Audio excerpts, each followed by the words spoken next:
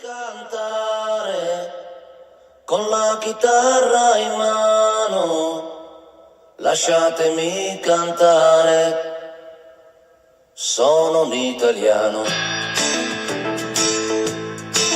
Buongiorno Italia, gli spaghetti al dente e un partigiano come presidente, con l'autoradio sempre nella mano destra, un canarino sopra la finestra. Buongiorno Italia con i tuoi artisti, con troppa America sui manifesti, con le canzoni, con amore, con il cuore, con più donne, sempre meno suore. Buongiorno Italia, buongiorno Maria, con gli occhi pieni di malinconia. Buongiorno Dio, sai che ci sei cantare. Nella propria mezzo campo a difendere e un Milan invece Giroud in area, si gira, sinistro, rete, ha raddoppiato il Milan al 33esimo minuto nel corso della ripresa, cambia ancora il parziale a San Siro, gol, capolavoro di Olivier Giroud, spalle alla porta, in area di rigore, si libera sul piede sinistro, manda a vuoto l'intervento del difensore dell'Inter e piazza il suo sinistro nell'angolino più lontano, lì dove Samir Handanovic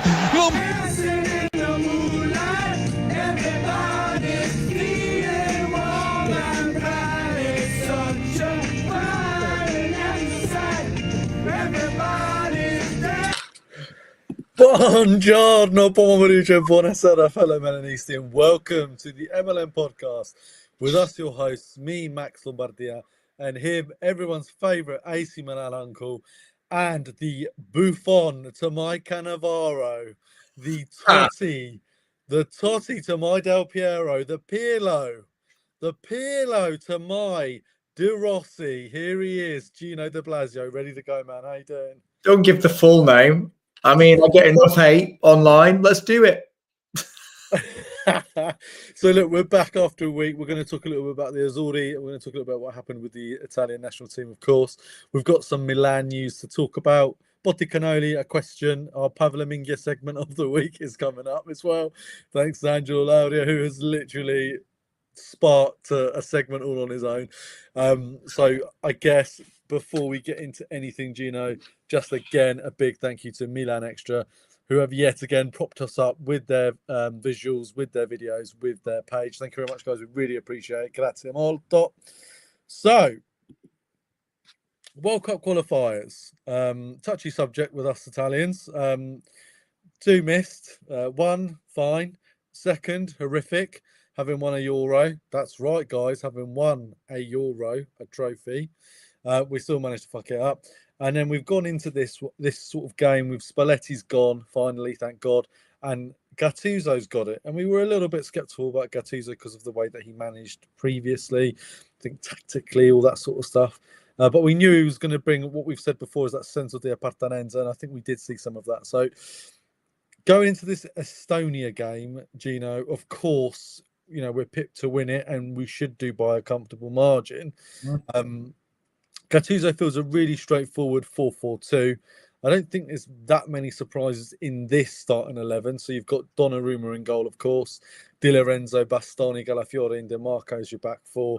Politano, Barella, Tonali, and Zaccagni. And then Mozakin and Retegui up top. Any surprises? Anything in here for you that jumped out? You thought, that's a strange one. I mean, I think was that the first time that Keane and Retegui have actually played together?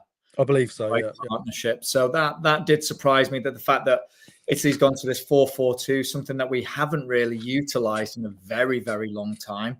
We've tended to play, even when we've had the great attacking prowess in the past, we've tended to go with like the kind of the number 10, you know, on the shoulder of a striker.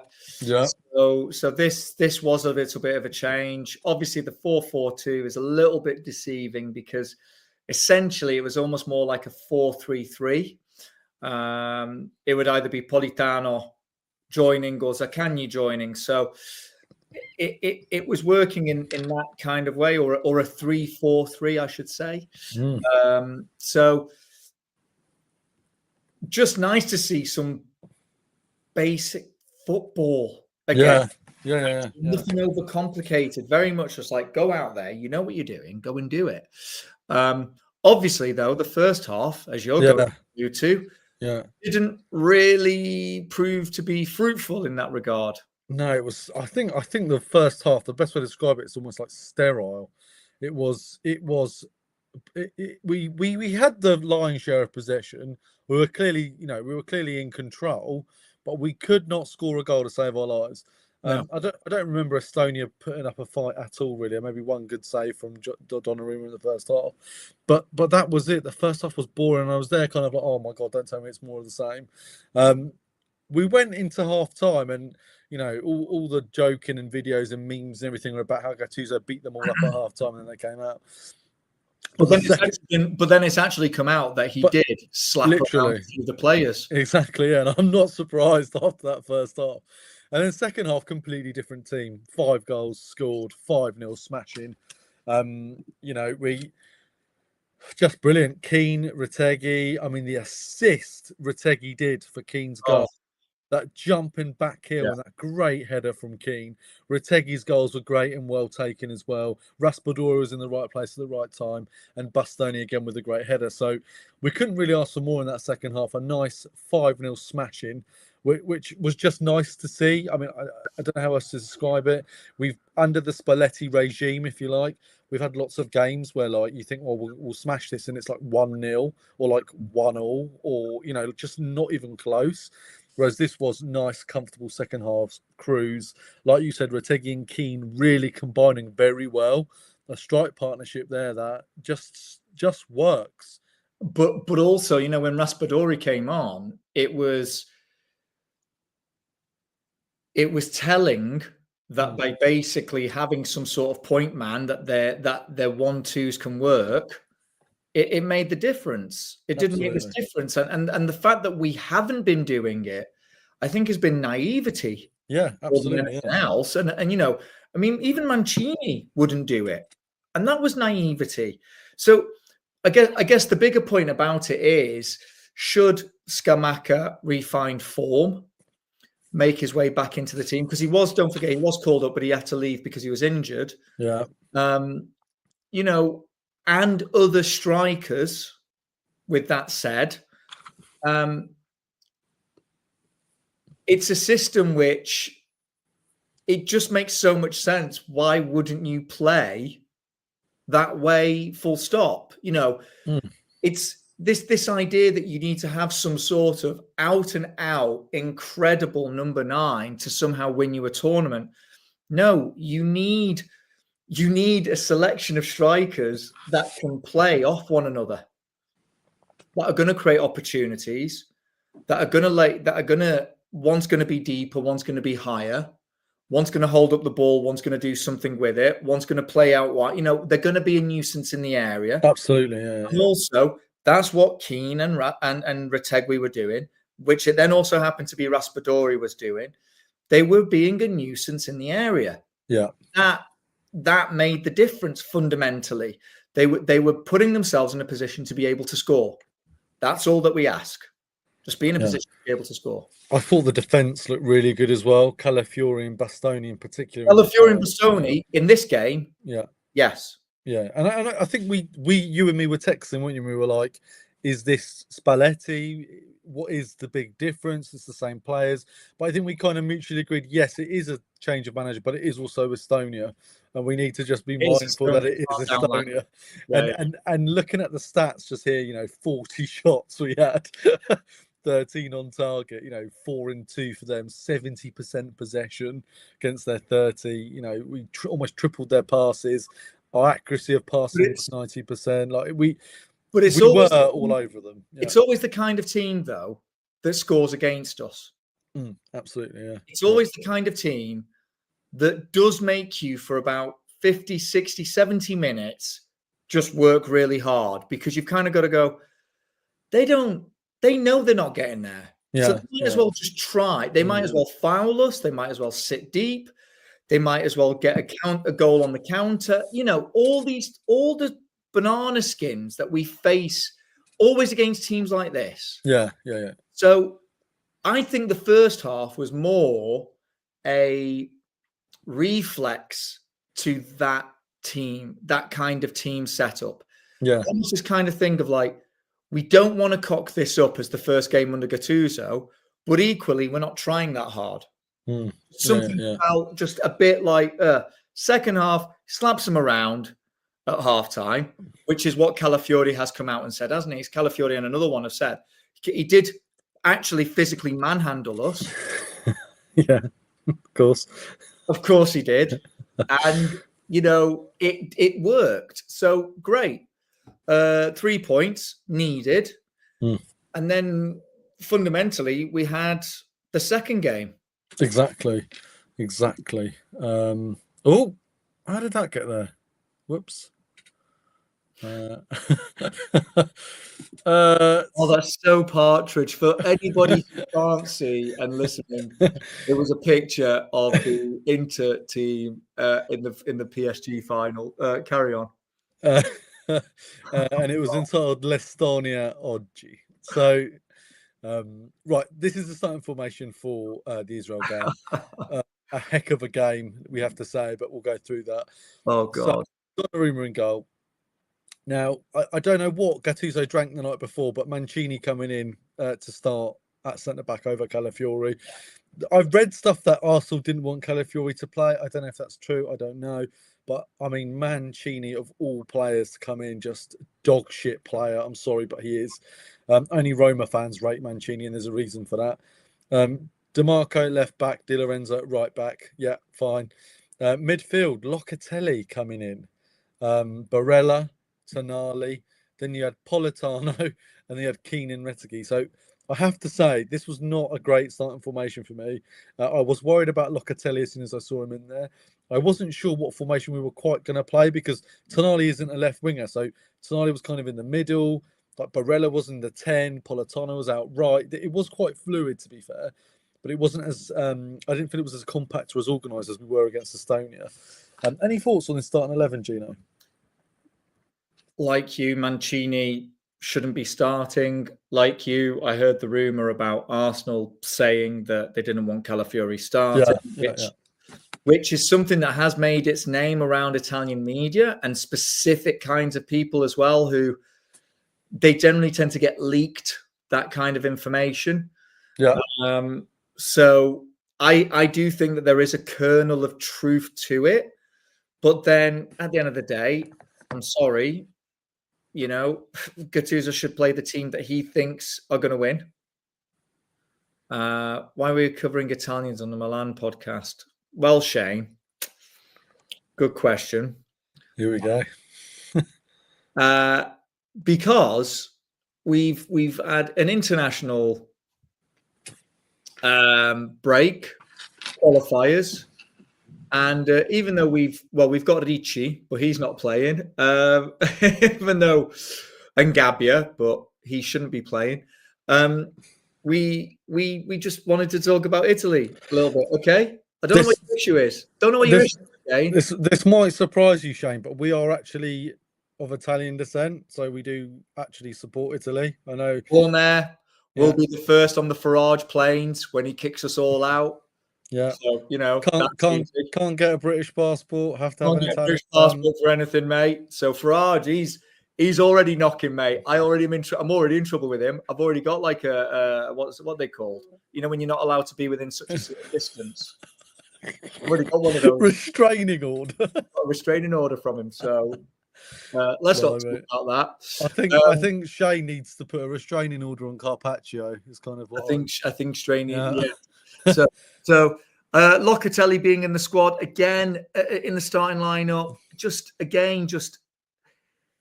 it's not providing you with anything there that when you look at it, right, you've got Tonali, Barella, Politano, you know, you need a little bit more of a holding mid. He's not very good at it. Yeah.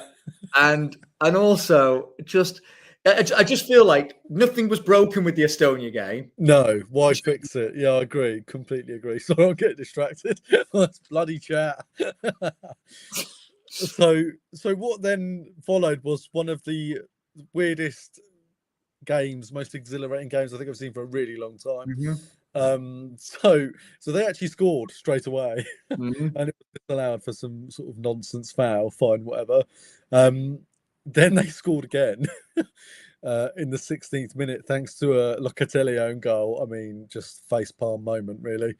And then it took a really long time for us to score, and I was kind of starting to like get quite stressed about it. But 40th minute, Mozakin with a really good goal, just absolutely thumps it in. Then we get to half time, 1-0 into the second half.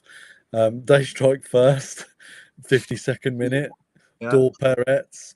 Then we strike 2 minutes after with another wonderful goal from Keane, 54th minute. So at this point, we're 2-2. Then we score with Politano in the 58th minute. So it's sort of 3-2. Then we score again with Giacomo Raspadori in the 81st minute. So it's 4-2. And I'm thinking, whoa, okay, fine. We've sort of avoided that. And then Bastoni scores one of the worst own goals I've ever seen. Oh, no. And then that's not the worst own goal you've ever seen. That is a peach. Yeah. That, if you're trying to smash the ball away and it comes out on the outside of your boot. So then we're 3-2. No, 4-3, sorry. And I'm thinking, 4-3. Oh, God, please. God, not with this Italy, please. And then Perez. Yeah, Perez again in the 89th minute with an absolute like wonder gift of a goal, taps it in, 4-4, and I'm literally like, what on earth? Like, what on earth are we doing? And then good old Sandrino Donali with what is kind of like a cross thing, like just confuses the keeper. Watch it back over and over. Yeah, he has looked up before he's hit it. And I think he's just gone, if I place it, he's not getting there. Well, look, it's whatever it is, it went in. That's the main thing. Went in 91st minute. There's a load of minutes of like stoppage time that sort of gets quite heated. But we come away with 6 points. Again, just quickly on those stats. 17 shots to their 11, 7 on target to their 7 on target. We gave too much away in defence. Possession 54-46. More passes. Their pass accuracy was better. We committed less fouls. So it was defensively an awful game. They were literally just walking through. I think Locatelli had an absolute mare all game. I think Bastoni looked half asleep. Mancini was awful. DeMarco as well, not himself. I mean, we can talk about tiredness and blah, blah, blah, blah. But it wasn't good. It was not a good showing from Italy in defence. The midfield looked weak. And then in attack, we were fine. We were great in attack, but everything else didn't look great. Gino, thoughts on that game before we move on? To the other bits from it. Oh God, I don't know if I say what I want to say because I've got a horrible feeling we'll get absolutely murdered. Keep it football related. Well then, no, I'm not going to say. All right, carry on. So I think this was all of us after the game, especially that last couple of minutes.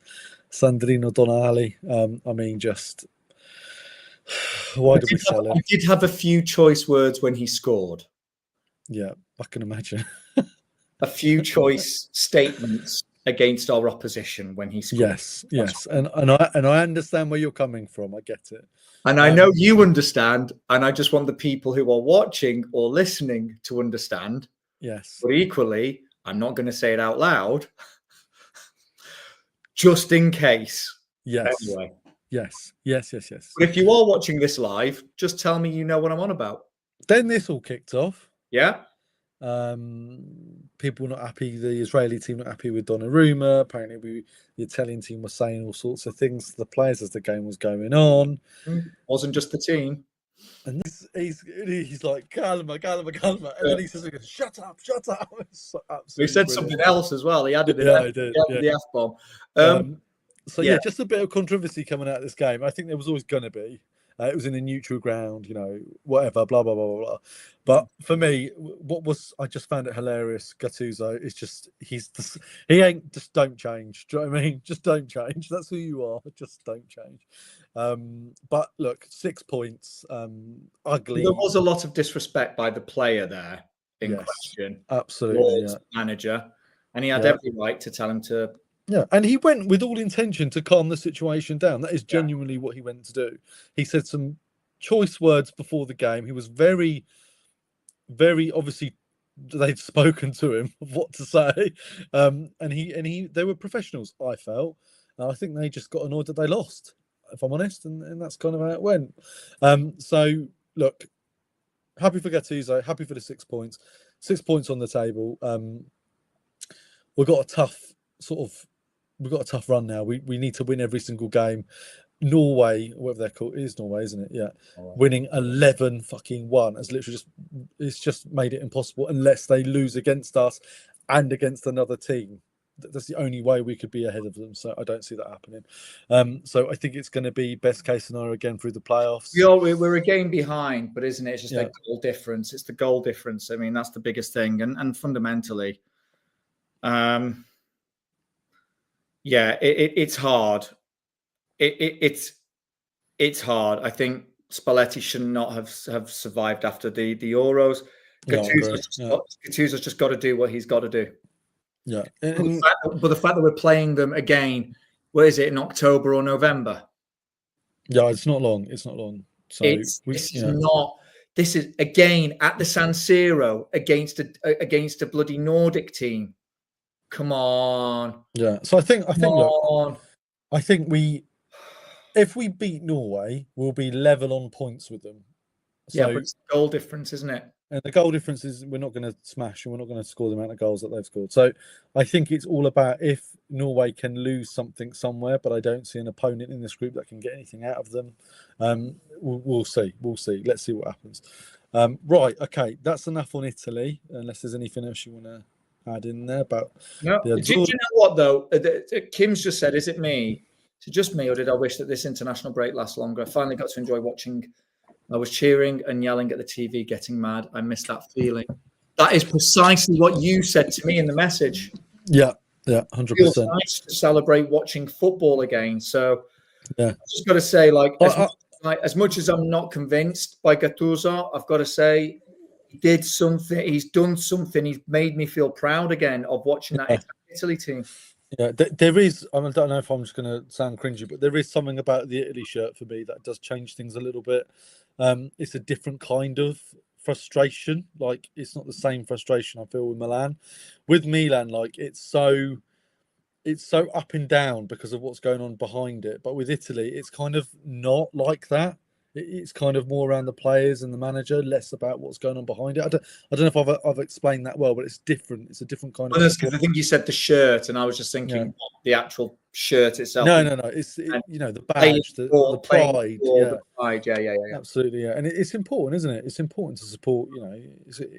Look, we won, like you said there, for the first time in a long time. The games had us up and down, screaming, shouting. Some of the football was really good, it genuinely was really good. And Keenan Retegui, restoring some excitement in attacking football that we probably haven't enjoyed for quite a long time. Right, let's move on. Look, so let's just talk some Milan bits, and then we'll get to Botti questions and whatever. So, official statement. The leech, as described by some people in some platforms, has gone to Dynamo Zagreb. I think part of his salary is paid from them, part of it's paid from us. There's a €10 million option, I believe. I don't think it's obligation. So look, I've always appreciated Bennacer. I know that he's had injury problems and whatever, and he didn't go out the best way to Marseille, but I've always thought he was a good player. I always think he did what he needed to do. It's a shame for the injury, so we wish him good luck. Any thoughts on Bennacer going? Just really sad to see him go, and I think Boban was absolutely right again about him, and I think that is what we have been missing, but we've been missing it for too long with his injuries. Yeah. Him not being right with the management, and just really, really sad to see him go. Fundamental to our Scudetto year. Yeah, fundamental to return into the Champions League as well. Let's not forget he scored one of the goals. Buys you so much time, robs so many balls, but again, injury, management, the way he was managed out of the squad as well, just all this stuff, good luck, Ismail, honestly. And then Yassin Adli to Al Shabab, €7 million package. He's like more than tripled his salary, and he signed a contract until June 2028. So, what did they call him? Is it Il Pittore? Il Pittore is gone. He's gone to paint in Saudi Arabia now. So, I'm quite sad. I get it all. I know what people are going to jump on and kick off, and he didn't do this and he did that and whatever. But I loved him. I thought he was a great player. One of those players that just naturally loved the Milan shirt, the badge. I think would literally have done anything for it. Got to score his goal, got to celebrate in the San Siro. I'm going to miss him. I don't know why. I missed him when we gave him to Fiorentina. I'm going to miss him. I don't know. Call me sentimental. Tell me that he doesn't fit into our plans, blah, blah, blah, blah. But we are fans. We are fans, foremost. And, yeah, what are you thinking on him, mate? Just never given an opportunity to really show how good he was. And we saw at Fiorentina, when you play him in a slightly more advanced role in that midfield, how actually good he is. However,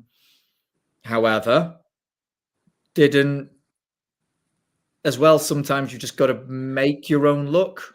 Yeah, I agree. You've got to break into you've got to do your own things to show where your value is. He was never Pioli's chosen one. Definitely never Fonseca's. So I guess the only thing I don't like is where he's gone to. Yeah. I think he's got enough talent to be playing in Spain, in France, hell, even in the Premier League. I could see him fitting beautifully into something like Roma. Or even Atalanta. Do you know what I mean? I could see him fitting into, or like a Wolves system where he's functional. He's a functional player. But a team that plays a little bit more dynamically, a little bit more creatively. I just see him fitting in. So I don't like the fact that he's gone again to Arab money. I think he has gone to Saudi because he was holding out. He wanted to stay. He left it too late. The market closed. The only teams available were Turkish or Saudi, and he went to Saudi Arabia for the money in the end, which I don't blame him for. There were rumours with Sassuolo. There were rumours with other sorts of clubs. He just kept saying no. Is what we're told. So, yeah, shame, real shame. Next, right. Why has he done it like that? So, Rabiot, how you say it, Rabiot has landed today in Linate, so he is in Milano, with his mother. Yeah, so it's all good. He said hello, Forza Milan. I'm sure there'll be lots of social media posts and exaggerations and whatever. Takes the number 12. Again, Gino, let's be honest, this is an upgrade on Musa. We take him all day long. Fine. Just news. Anything you want to add on that? Nope. We're in trouble. Leao won't be fit for Bologna, so he's not going to be playing in the next game either. Worrying. What looked like a small calf injury is now taking him out of 3 games in an international break. That wasn't a small injury. That wasn't a small injury, and he shouldn't have even been playing. Yeah, he didn't need to play that game. Yeah. Home game against Bari. You can't win without Leao. Like I got it. Yeah. Stupid. I don't know when he's going to be back. I hope it's not too much longer because we definitely miss him 100%, especially what we've seen. This guy, absolute mare on international break. Absolute mare. Wow, Pablo Minguia, you really did it this time. Not good. Just some news circulating. So, right, Botti and Canoli. First Botti for me. He's injured already. Perfect. So our lack of depth at defence is already in question. So looks like he's injured. He wasn't able to play the last game for Ecuador. And for those of you who are listening, he's talking about Estepanan. Yeah. So looks like he's not going to be able to play against Ecuador. Looks like he's not going to be playing for Milan against Bologna. This very tight, understaffed, I suppose you could call it, defence is now very understaffed. I'm not sure what who's going to take over. Would it be Terracciano? Terracciano's playing for Cremonese. So I think you either is Allegri going to do an Allegri and play a random player who isn't a left back there, like Salamakers, like someone, or is he going to go with Bartazaghi, who is the left back option? I guess. Don't know. We were worried about this guy's injury record, but not good straight away. So that's a Botti for me. Another Botti is this guy. Doesn't look like he's going to terminate it till January. I mean, it's just why would he? He's getting paid. But yeah, exactly. Why would he? He wouldn't do it.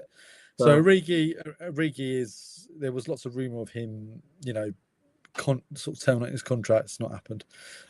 Next Botti for me, Simic, one of our favourites, MLM Podcast favourites. He's gone to play in the Saudi League for Al Ittihad, 20-something mil. From Anderlecht. How old is he again? Oh, I don't even think is he even 20? I don't even think he's 20. I don't even think he's 19, isn't he? Yeah. So Milan have made some money from it because they had a percentage resale. So look, just a shame. I've always liked Simic. If I just think this season we could have really done with him, especially playing three at the back. Stocky, good player, did well at Anderlecht, like we knew he would. And he did well in the Europa League as well.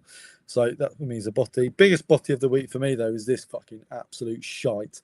It was a real pleasure to meet the president of AC Milan, Paolo Scaroni, and CEO Giorgio Fadlani to talk about football, international competitions and infrastructure. Congratulations also on the museum with an eye always on the future. You've managed to find the perfect place for every remarkable story. Fangol, or you, Gianni Infantino and now fucking FIFA. Gino, go. Just want to point out that I haven't sworn yet on this podcast, and it's taken 32 minutes for somebody to drop the F-bomb, and it was you, Gianni Infantino. So I'm just saying, if we get blacklisted for anything, it ain't going to be my views on Israel.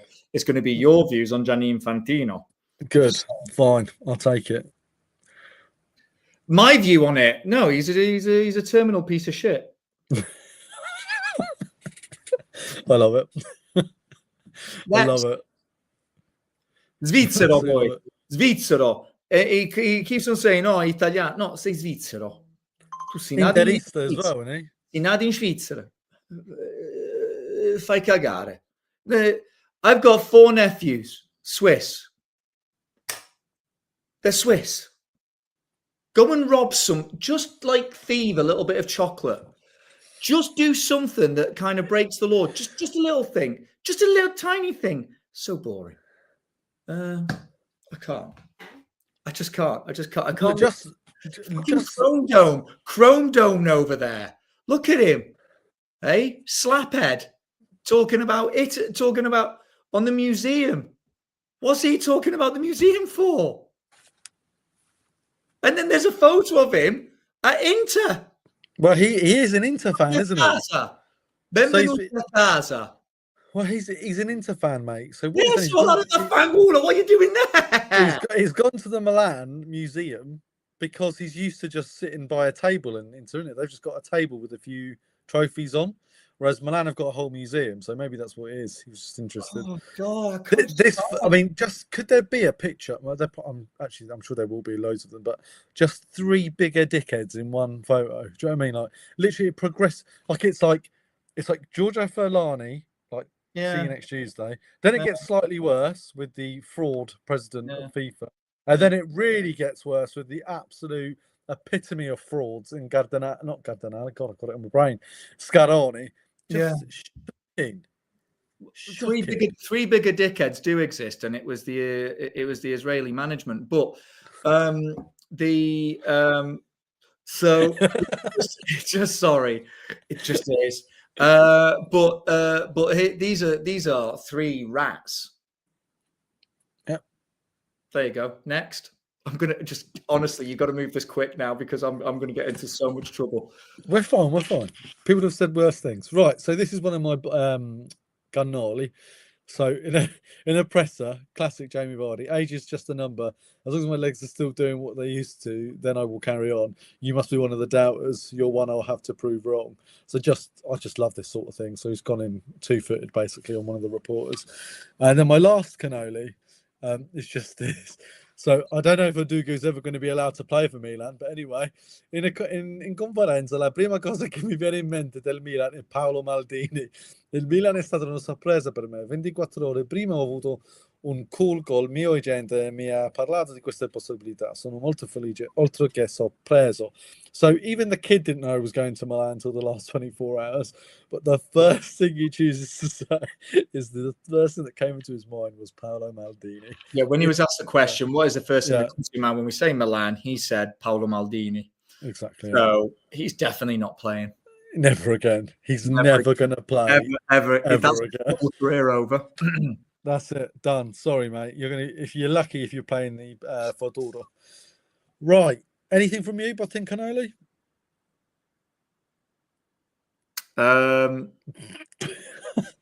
The pause, the long pause says it all. The Italy by Cannoli. Yeah, someone messaged me, by the way, and said they said can't wait for another Zilgino rant. So wow. So if you got something and you can just tailor it nicely, go for it. No, my Cannoli is the Italy Ultras doing what FIFA and UEFA have refused to do. Yeah. Maybe, just maybe, we don't let war criminals play in international football tournaments. Just saying.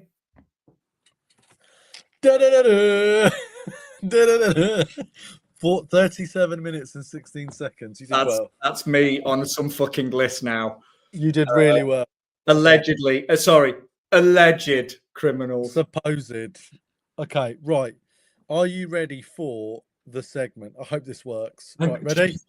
Just before you do, if there's anybody in the live, can you just make me feel that I'm not now a target?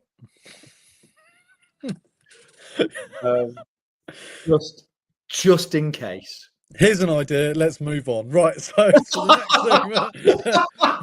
next segment.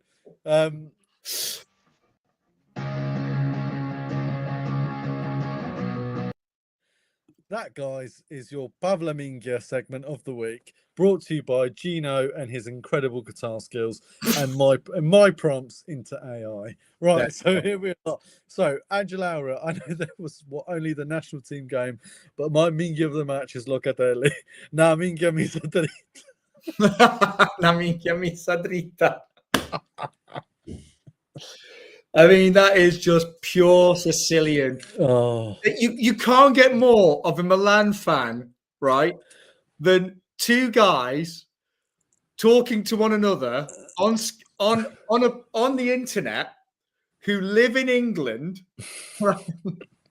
One bloodline is Sicilian, yeah. His bloodline is Neapolitan. By the way, somebody messaged me because of something you stuck on TikTok. I'm not even on TikTok. And they said, why are you so pale?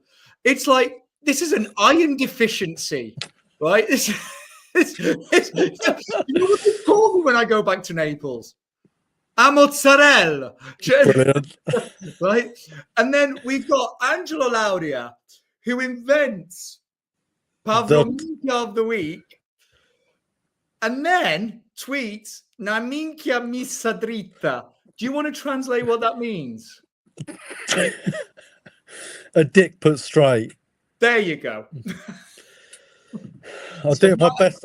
I'll do my best Sicilian. Na minchia missa dritta is basically what he's saying. Which is Locatelli is a dick now put straight. Yeah. Which is actually what everyone else agreed with. So I put a poll out. Gasha Pavlominga of the international break for Italy, and Locatelli won. It was an absolute landslide, 60%. Mancini coming 20%, DeMarco 20%, and no one went further. So, yeah, I kind of have to agree with that. I thought Locatelli was absolutely shocking in that game. Any disagreement? Anyone else, Gino, you could think of?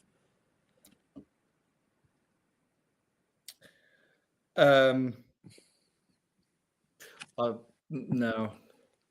I'm going to just stay quiet now. I've got to stay quiet. Sure. All right. Let's round off our Pavlominga segment. There we go. God, we'll be doing super chats again. No, I'm joking. We're not doing super chats. We're not that kind of podcast. Right. So we got one question here from that boy Diavolo. Do you think Gattuso should stay on even if Italy failed to qualify? Personally, I think we fail. I think if we fail, it is on Spalletti. With what little time he's had, he's managed to show a turnaround attitude. He just needs to stop picking boneheads like Mancini and Di Lorenzo. I don't think Di Lorenzo was that bad, but okay. Thoughts, Gino? I actually would agree. I think they need some stability. I think you've also got to be realistic with who the choices are for Italy coach. Spalletti. Oh God, I've forgotten his name, and everybody's going to mull at me. I've totally forgotten his name. I can see his face. From what? From before Spalletti? No, current manager. Gattuso? No, current manager in Italy in Serie A for Lazio. Sarri. Yeah. So I kept on having this block then. Sarri will never get the nod. And I don't think he also wants the Italy manager's job. Who do you then go for? Like, this is where you've got to be clever about it. And to be perfectly honest, well, I think Gattuso's the right guy. I think especially if you want to see a change in bringing in a few different names. So actually, I do agree that Mancini shouldn't really be called up. Di Lorenzo, he made a few mistakes, and he's been making more and more mistakes. But this is where I think Gattuso's also got to be just a little bit braver and say, look, who else is out there? And don't forget, we've got centre-backs who are young, who are now playing in foreign leagues. He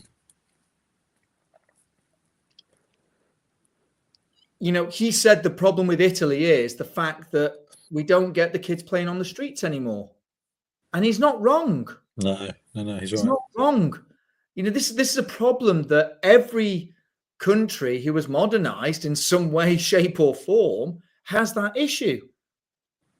If you had the opportunity to go when we were younger, any chance that I could get to go and play footy on the street. Yeah, 100%. I didn't want to come home. God, you would take it. Whereas now it's like, no, I'm going to stay and, fascinate over some OnlyFans girl. Do you know what I mean? It's like they don't do anything. You know what I mean? It's like they've just access of crap on this. So I'm just saying, it's like, give him a bit of a chance. Yeah, he needs time, but he is thrusted into a difficult situation. It's rock hard place, and exactly. Oh, Christ, what the hell was that on my screen then? Turn off your OnlyFans account. Come on, man. It's my OnlyFans. I was making some carbonara for somebody before. Oh. Yeah, his name is Klaus. He's in Germany, and he tipped me £6. So it's whatever. Right, what's that? What do you think? I just think. Look, Gattuso will have his chance. He ain't going to qualify top. He's going to have to go through a playoff. If he can get Italy playing like Estonia that second half consistently, no matter what team it is, we will do well if we're compact, especially with that Calafiori, Bastoni. I want to see Buongiorno in there. Like, I don't want to see fucking Mancini and players like Locatelli and stuff. Pick the best players in the best form. It's really simple with the national team. Pick the best players in the best form. Don't do a Spalletti and a Mancini where they are set by players just because they're the players. Like that's not how this should work. If Leone, does get into, I mean, he won't, but if he breaks into Liverpool and he plays some games, get him in. Do you know what I mean? Like, give the players a chance. Listen, if Leone breaks into the team and has a hell of a run of games, and Camarda is knocking in goals, you call the pair of them up. Especially, yeah, you have to. But that's what I want to see him do. I want him to be brave. He was brave as a player. He needs to be brave as a manager as well, especially for Italy. So I think really, Gino, that's it. There was a question in the chat about Chelsea. Guys, what are your thoughts on Chelsea's 74 charges by the FA? What are my thoughts on it, Kim? I'll tell you what my thoughts are. It will mean nothing. They'll just get acquitted. Never does. What happens? So a big thank you to, I think we're up to like 70 something live, which is really good. Really good. Yeah. Also, can we just say, I just want to say, just straight off the bat, Raj last week. Oh, yeah, of course. How did I not mention Raj? Right. Absolute gold. Right. I came off this podcast and I felt a fraud. I felt like an absolute fraud. And I just felt, should anyone replace me after my comments this evening, let it be Raj. No one's replacing you. Just in case the manager of the opposing team happens to have heard anything I've said, let it be Raj. Raj, look, we do need to thank Raj. It was a really good podcast. And his insights. Raj is an actual professional, not like the people that think they and pretend they are. He is an actual professional. Like, he has actually done the job. He has reported. He has done that. So the way that he speaks and the way that he conducts himself and the way that he he was just brilliant, wasn't he? The way he answered questions. Do you know what I felt like? Yeah. Do you know what I felt like? I felt like when people listen to me, it's like they go to Madame Tussauds to see a celebrity. Fuck. But when they listen to Raj, it's like they've met the thing. I just got this. I felt so inferior. Yeah. Well, look, I think a big thank you to Raj. We'll definitely get him back on. We've had some really good guests actually in the last couple of months. Really have. Jad was fantastic. We've always got the Minister 360 boys in and off as well. I was thinking the other day. If we get Jad and Raj on together, do we need to do anything? No, I will just do the questions. You know what? We'll take it in turns. Do you know what? We'll get them on together. We'll get them to introduce each other as the MLM podcast, and we can watch and just send in questions. Maybe we can set up super chats. Super chats. We'll make up some super chats. We'll make up some super chats out of it. So look, listen. Massive thank you to them. They were great guests. So look, I think we're probably going to close off now. Record for us, 48 minutes. Look, thank you very much for listening. Thank you to all the live followers. Please subscribe if you can to our channels. We really appreciate it. For Fahadinho's last thing, the Italian government should mandate Serie A to allow more young Italian talents playing for the first team. They should legislate a law to force Italian clubs have a minimum 5 Italian players. I think they should do something. I don't think they can force them to play, but I do think that they've got to have like a minimum 5 Italian players in the squad or 6 Italian players in the starting squad. So they kind of have to then play. I do agree with that. But we are going to make this before 50 minutes. I want to say massive thank you to you, Max. As ever, you just kind of send me a message. I turn up, don't know what I'm going to do. You tell me 2 minutes before we start. I get into trouble. Once again, I've got Nigel Farage and a foreign nation who might not like me. Who cares? Do we plug what we've got in the pipeline? Do we start talking about? No, I think right. Listen out this week for an emergency little pod, but it's not a pod. It's something that we're going to be launching. We'd love to get your support, your thoughts. And just to basically, as much feedback from you as possible. Listen out for later this week. I mean, we're Thursday, so probably Sunday we'll send this. We'll do a little something Sunday. Yeah, we'll do a little something for Sunday, And please listen out, and we'd really value your feedback and support. Absolutely, 100%. Right. Okay. Well, have a good week. We play Sunday night. Hopefully, we can win. Forza Milan and fuck Red Bird. Hai gufato, già hai gufato. Ciao.